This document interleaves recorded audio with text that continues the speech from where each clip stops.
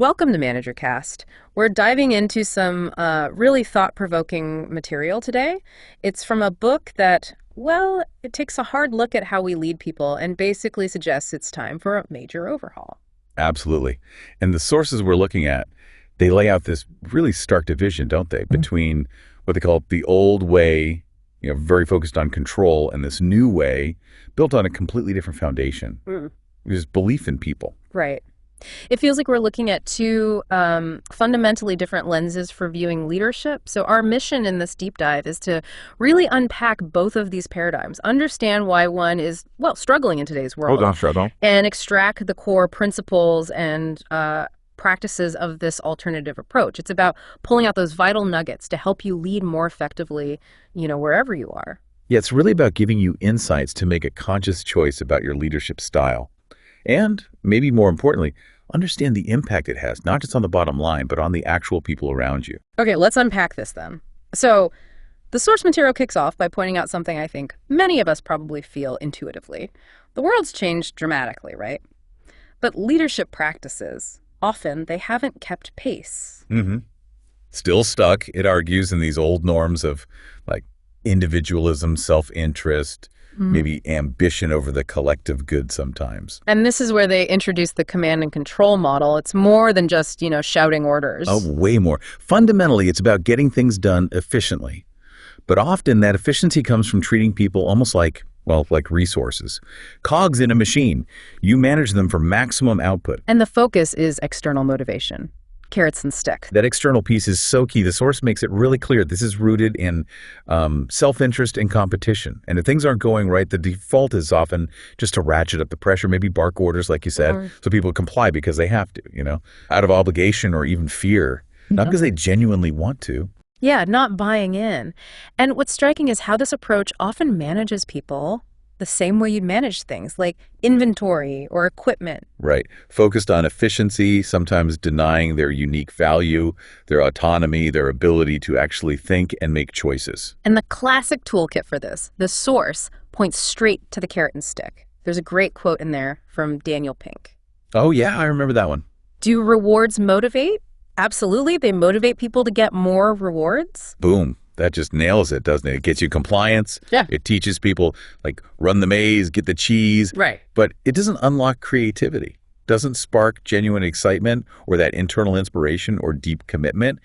You just get people chasing the reward, not necessarily invested in the work itself for its own sake. And the material shares some pretty vivid examples of this playing out. There's the story of the senior leader who just can't let go and ends up stifling growth, even for his own family members in the business.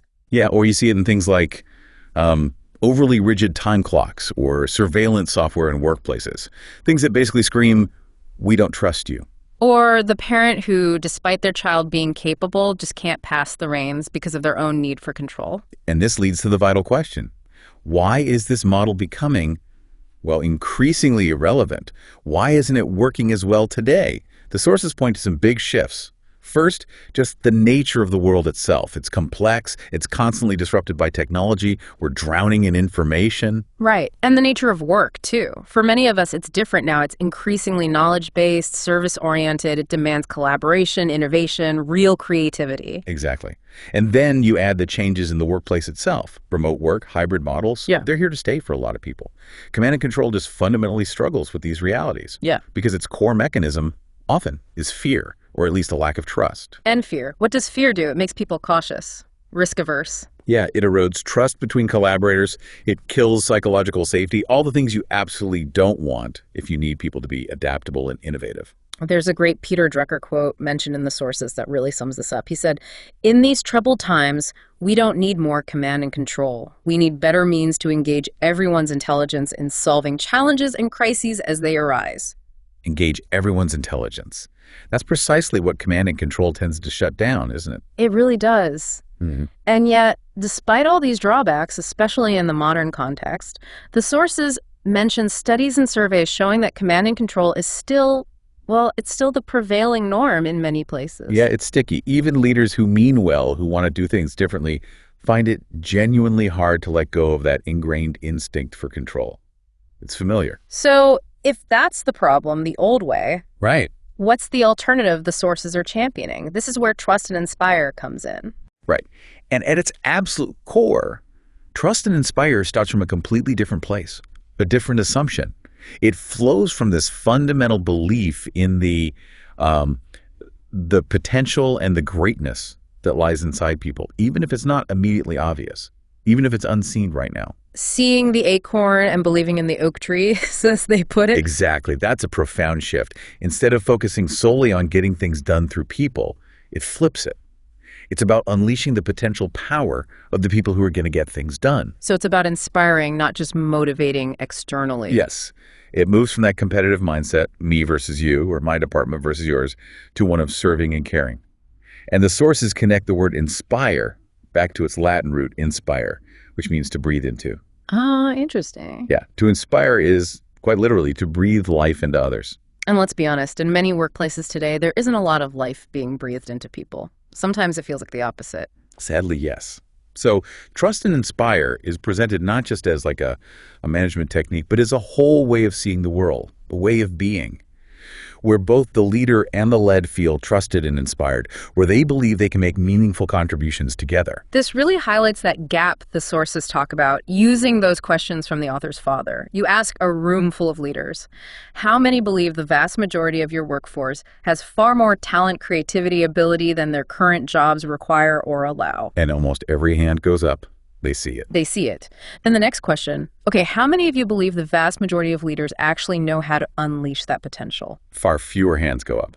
Big gap. Huge gap. And Trust and Inspire is explicitly designed to bridge that divide. And bridging it is crucial because the sources identify these two epic imperatives for success right now. First, you absolutely have to win in the workplace. You've got to attract, retain, engage, and genuinely inspire the best people. That's table stakes now. It really is. And second, you have to win in the marketplace, which means collaborating effectively, innovating constantly, just to stay relevant with all the disruption. And the argument is command and control struggles badly with both of those. Trust and Inspire, on the other hand, is fundamentally built for them. It's aligned with the needs of today. Okay, so this sounds necessary, maybe even vital, but how do you actually do it? What does leading with Trust and Inspire look like, day to day? The source material breaks it down into 3 core concepts they call stewardships. Yeah, and I like that word, stewardship. It implies a responsibility, doesn't it, for the growth and well-being of the people you serve, not just managing tasks. Exactly. So the first of these stewardships is modeling. This is maybe the most fundamental. It's about who you are. It's the source of your credibility, your moral authority. Leaders influence most powerfully by going first, leading from the inside out. And credibility, the sources remind us, isn't just one thing. It requires both character, your integrity, your intent, and competence, your capabilities, your results. They share that really relatable example, don't they? The loving dad, high character, everyone agrees. But his family just does not trust his competence to drive safely on the opposite side of the road in another country. Right. High character, low competence in that specific area means you might not trust them to deliver, even if you like them. And the flip side, high competence, low character. Maybe you get results, but you don't trust how they get them. You certainly don't feel safe. So you need both. The source then outlines some key behavioral virtues that Trust and Inspire leaders model, often presenting them in pairs. The first pair is humility and courage. Yeah, and they're linked. Courage, especially that service-oriented courage, standing up for others, doing the right thing when it's hard, often requires real humility, a sense that it's not all about you.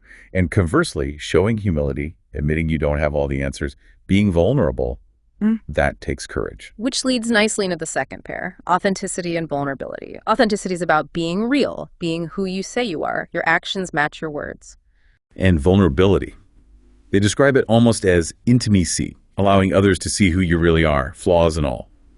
It feels counterintuitive in a lot of traditional leadership cultures, right? Show no weakness. The argument is this vulnerability actually builds real connection, intimacy, and that crucial psychological safety. A specific practice mentioned here is declaring your intent, sharing your why behind the what, like the example of Doug Conan at Campbell's Soup. He apparently turned things around partly by being incredibly open about who he was, what mattered to him, and how he intended to lead. That transparency builds trust. And the third essential pairing they highlight is empathy and performance. Seek first to understand. than to be understood. Classic advice, but so crucial here. Listening with the genuine intent to understand the other person's perspective, not just waiting to jump in or evaluate that, is modeling empathy. And when people feel truly heard, truly understood, you often find you can get more done faster. Trust goes up, resistance goes down. But empathy alone isn't enough in a leadership context. Performance matters. Delivering results builds credibility. They share that story of a company facing tough debt covenants. All the goodwill and empathy in the world wasn't going to satisfy the bank. They had to perform. They had to deliver the results to build that trust. Right. So empathy without performance can feel a bit hollow, and performance without empathy feels incomplete, maybe even ruthless. You need both working together. The story of Cheryl Batchelder turning around Popeyes is such a great illustration of all this. Facing huge challenges, right? But she modeled humility, admitting mistakes, really listening to franchisees even when they were angry. She modeled courage, telling Wall Street flat out that the franchisees were her first priority. That takes guts. Absolutely. And authenticity, vulnerability, empathy, and she delivered the performance. The business results were outstanding. By daring to serve others first, she got those superior results. The core takeaway from this whole modeling stewardship is so simple, but so powerful. People close their ears to advice and open their eyes to example. What you do, who you are, speaks way louder than anything you say. That's a really powerful action item for anyone listening. What example are you setting right now, consciously or unconsciously? Okay, so once you've focused on who you are as a leader, that's the modeling piece, the next stewardship shifts to how you actually lead others. This is the stewardship of trusting. It's about actively extending trust. And this is where the sources make a really, really crucial distinction. It's about trust the verb, not just trust the noun. Trustworthiness, the noun, is obviously important. Being someone others can trust. Right, character and competence again. Exactly. But here's the insight. You can have two highly trustworthy people working together and still have zero trust between them if neither one is willing to extend trust first, to take that leap. Okay, so the action is key. The action is key, and this is often the biggest hurdle for command and control leaders. They might actually be trustworthy people themselves, but they really struggle to extend trust to others, especially trustworthy others. That's the paradox. And the sources are careful to say this isn't about blind trust. It's not naive. Not at all. It's smart trust. You have to assess the situation. What's the risk involved? Right. What's the credibility, the character, and competence of the people involved? There are absolutely times when extending trust isn't the smart play because the risk is genuinely too high or the credibility just isn't there yet. So leading with trusting means doing the work up front. Clarifying expectations is huge. Creating that shared vision, clear agreements, they call them stewardship agreements. It's proactive. It prevents misunderstandings and trust issues down the line. And yes, it absolutely involves accountability. Some people think trust and inspire means no accountability, but that's wrong. Accountability, when it's tied to clear, agreed upon results within this framework of trust, actually fosters self-accountability. People step up because they feel trusted and responsible. Engagement increases. The sources argue pretty strongly that one of the most powerful ways to help people grow is by trusting them. That meaningful extension of trust can be absolutely transformative for someone. Think about that story of the father and son and yard work green and clean, instead of hovering and micromanaging every weed. Which would have been the command and control way. Totally. Instead, the father set the agreement, stated the desired outcome clearly, reaffirmed his belief in his son's ability to meet it, and then held him accountable to that agreement. And what happened? The son felt trusted. He didn't want to let his dad down. He took ownership, felt pride.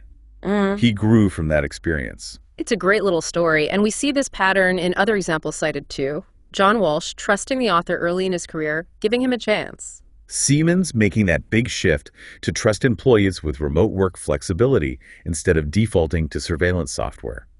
KFC revitalizing its whole business by trusting its franchisees, which led to huge innovations like crispy strips and chicken pot pie, things corporate never would have come up with. Or McKinley, the coach, giving Leo, that athlete who was struggling, a real chance, believing in him and seeing him blossom into Athlete of the Year.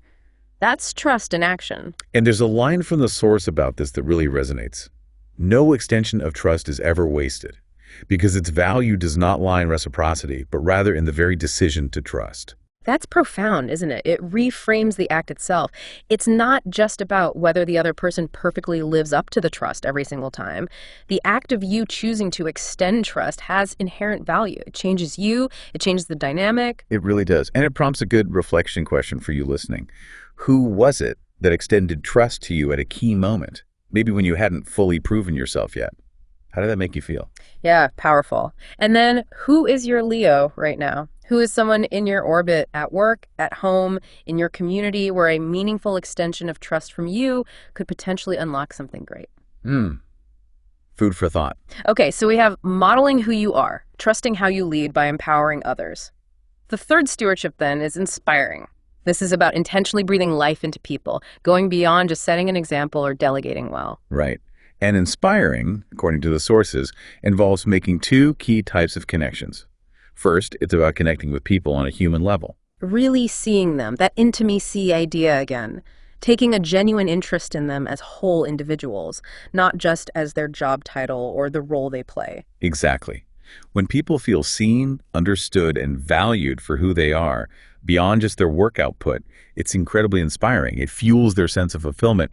And frankly, it helps you as a leader understand their unique strengths and motivations better so you can tap into them. And part of connecting with people is actively fostering a sense of belonging, building strong relationships, creating a feeling of being part of a real team.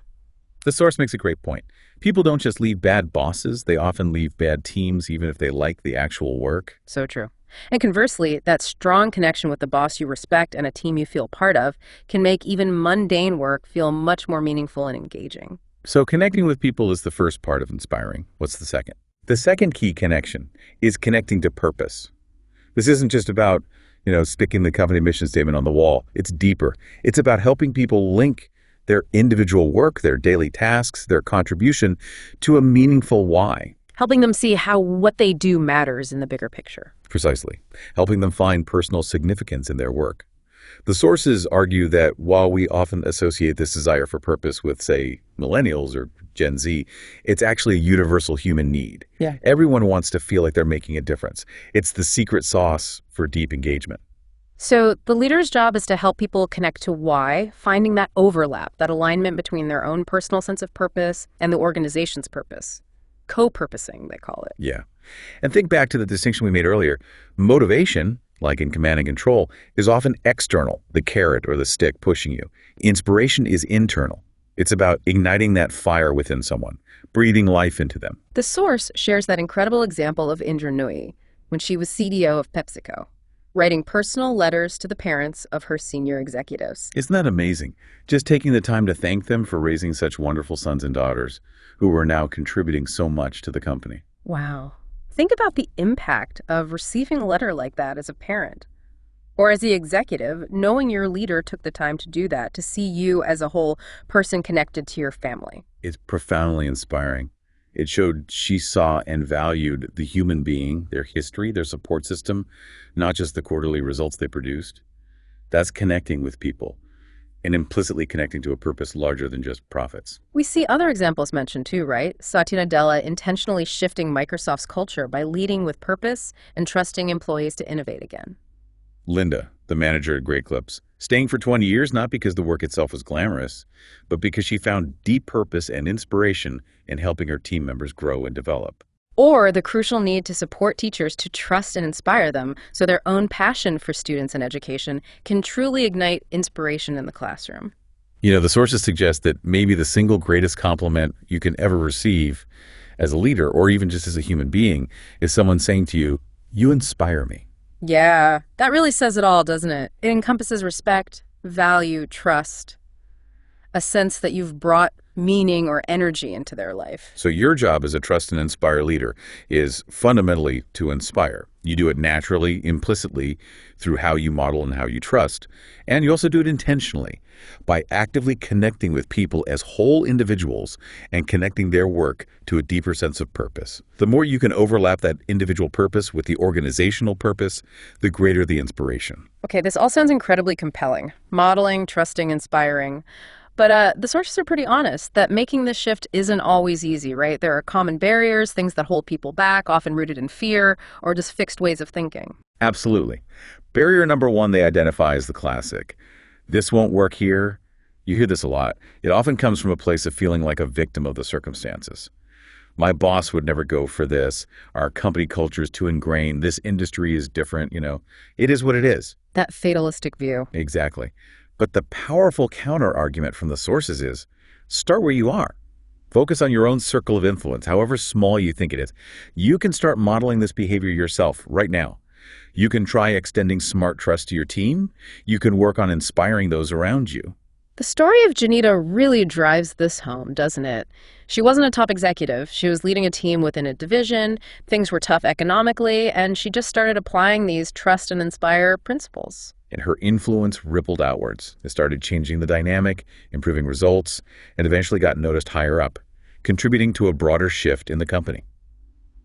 It just shows that one person, regardless of formal title, can initiate this kind of change. Okay, so that tackles it won't work here. What's barrier number two? Barrier number two is simply fear. The but what if monster. What if I lose control? What if people mess up? What if they take advantage of the trust I give them? Yeah, those are real fears for managers. They are.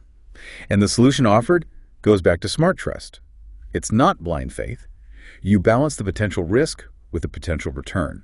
You assess the situation, the stakes, the people. And crucially, don't let the 1 or 2% of people who might betray trust cause you to withhold it from the 95% who are deserving and capable. And tied into that fear is often a scarcity mentality, right? The idea that there's only so much success or credit to go around, so someone else's gain must be my loss. Exactly. The sources strongly advocate for shifting to an abundance mentality, believing there's enough success, enough credit, enough significance for everyone. When you operate from abundance, you're more willing to trust, collaborate, and celebrate others' wins. The grocery store anecdote about the cracked eggs is a great little illustration of the opposite, a system built on scarcity and distrust. The cashier followed the policy perfectly. A policy likely born from fear of being ripped off. But couldn't use her judgment to make a simple customer-friendly exception. It caused embarrassment and highlighted how a culture of distrust, driven by fear, can backfire. They had to change the policy to empower the employees. Right. Barrier number three. I don't know how to let go. This links directly back to that trusting stewardship, doesn't it? For so many leaders, especially those raised in command and control environments, control is the name of the game. Letting go feels unnatural, even scary. The story of the pastor, they mention a good, trustworthy person, kind, but who micromanaged absolutely everything. And ended up limiting his own influence and impact because people never felt truly trusted or empowered. They just executed his instructions. The key mantra here, the simple reminder, is so important. Manage things, lead people, be efficient with things, with systems, with processes, be effective with people. Yes. Trust and inspire leaders might need to scrutinize or even micromanage a process sometimes to improve it, but they don't micromanage the people doing the process. Yeah. Big difference. Okay. Barrier number 4. I'm the smartest one in the room. This one can be subtle sometimes. It can. It's not always about someone overtly boasting.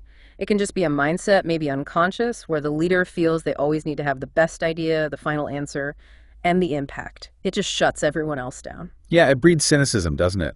Why bother offering an idea if you know the boss is just going to tweak it to make it their own or ignore it anyway? People disengage. Their desire to contribute just withers. Exactly. The source tells that story of a friend who left a job he was brilliant at precisely because his boss's need to always be the smartest made the friend feel constantly inadequate and unheard.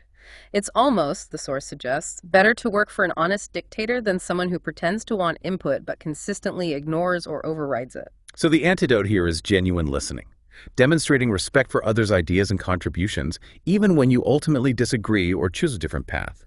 Remembering that, alone we do very little. Together, leveraging everyone's diverse intelligence, we can do so much more. Absolutely. And finally, barrier number 5, I can't change.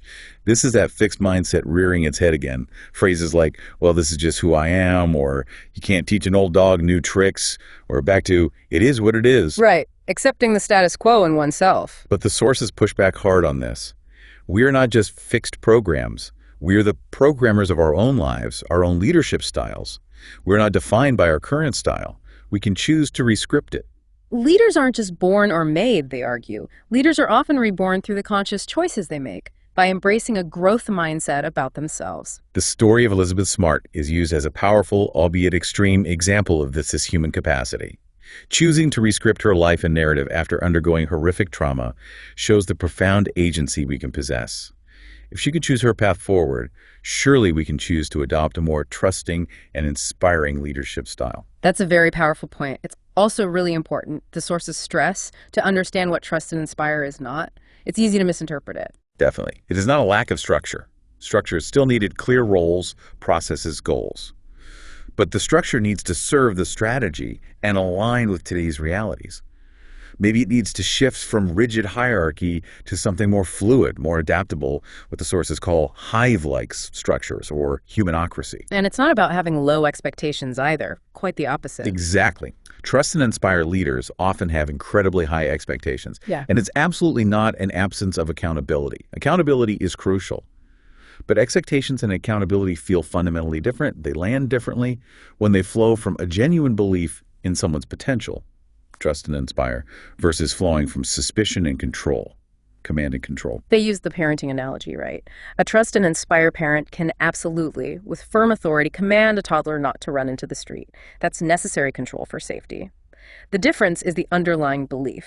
You're correcting the behavior now while still holding a belief in the child's future potential and treating them according to that potential overall. That underlying belief changes everything. And the sources make it really clear this framework isn't just for CEOs or managers. It applies in any context where humans interact and influence each other. Like parents, seeing the greatness in the seed, the potential in your child, communicating belief, developing them, working to unleash that potential even if the path they choose is different from what you expected. And modeling is huge for parents, right? Kids have that built-in hypocrisy detector. Oh, absolutely. And teachers. Teachers can be such profound awakeners for students. Seeing the value and potential in every single student, especially the ones who are struggling or acting out. Creating that classroom refuge where students feel seen, valued, safe, like they belong. That leads to better results, not just on tests, but in life. Yeah. But crucially, teachers themselves need to feel trusted and inspired by their leaders and the system to be able to create that environment effectively. Yes. Yes. The story of Muriel Summers transforming A.B. Combs Elementary School, building the whole culture around the belief, there is a leader in me, in every single student, that's incredibly powerful. And it applies elsewhere too. Community leaders, lawyers, military leaders. Everywhere. The principles hold. You can exercise trust and inspire influence even if you don't have formal authority. You start within your circle by modeling it yourself. Even in highly competitive arenas like sports. That story of the college athlete choosing football over basketball, even though maybe basketball was his first love? Because of the football coaches, despite demanding a lot, were more trusting, more inspiring, more genuinely caring about him as a person. That relational element, that trust and inspire style, won him over. It shows it's powerful even when the pressure is intense. So when people actually embrace this, when they lead with trust and inspire, what's the ultimate result? What's the impact we see? Well, simply put, great things happen. People rise to the occasion. They discover and develop capabilities they didn't even know they had. They find their voice, their confidence, and often, importantly, they then pay it forward, helping others find their voice and potential too. It creates a positive ripple effect. The source material concludes with that incredible, almost unbelievable story of Eric Weimer, the first blind person to climb Mount Everest, and his team. It's presented as the ultimate trust and inspire case study. It really is. Think about the elements. There was no fear ultimately holding them back from success because the immense trust they had in each other and the shared belief in their collective potential overcame the staggering risks involved. Right. There was no complaining beyond the normal physical hardship because they were fueled by inspiration, by a shared purpose that engaged their whole selves, not just enduring a task. There was no internal competition because genuine caring and love for each other meant that Eric reaching the summit wasn't just his success, it was truly everybody's success. They celebrated it collectively. And maybe most importantly, there was no small-minded selfishness. They operated from a deep sense of stewardship towards Eric, towards the goal, towards each other. Everyone contributed their unique strengths. Leadership was shared fluidly based on the need, enabling the entire team to succeed against incredible odds. It's such a powerful example. And the sources leave us with this really potent thought. Wherever you find significant greatness, major achievement, real success, especially involving groups of people working together under pressure, look closely. You will almost certainly find a trust and inspire leader or several embedded in that story. Someone who modeled the way. Someone who extended trust. Someone who inspired others to believe and contribute. And think about the impact from the follower's perspective. When you as a leader model effectively, people think, wow, I want to be like that person. When you trust them, they think, I really want to deliver for that person. I don't want to let them down. And when you genuinely inspire them, they think, I want to contribute with that person. I want to be part of what they're building. And the key takeaway is you listening right now, you have the very real opportunity to be that kind of leader. So this deep dive into the source material on trust and inspire leadership really makes it crystal clear, doesn't it? That effective leadership, especially for the world we live in now, isn't really about your position on an org chart or how tightly you control things. It's about fundamentally shifting your perspective to see and then actively work to unleash the potential that exists within other people. Yeah, it's built on that three-legged stool. The foundation of who you are you're modeling, how you empower others you're trusting, and how you connect them to each other and to purpose you're inspiring. It's definitely a challenging path sometimes, moving away from those deeply ingrained command and control habits that many of us learned or absorbed. But the sources provide not just the why, but also the how, a clear roadmap, and these powerful examples showing that overcoming those barriers is absolutely possible. And that doing so yields remarkable results. Not just better business outcomes, but more fulfilling work, stronger relationships, greater innovation, really. Better results in every facet of life touched by leadership, which is pretty much everywhere. Which leaves us and you with this final provocative thought to maybe mull over, building on everything we've discussed today. What unseen greatness might be lying dormant right now within the people all around you, your colleagues, your team members, your family, your friends, the people you interact with every day? And more importantly, what steps can you take, maybe starting today, maybe starting small, to be the one who helps unlock and unleash that potential? Please subscribe to the channel.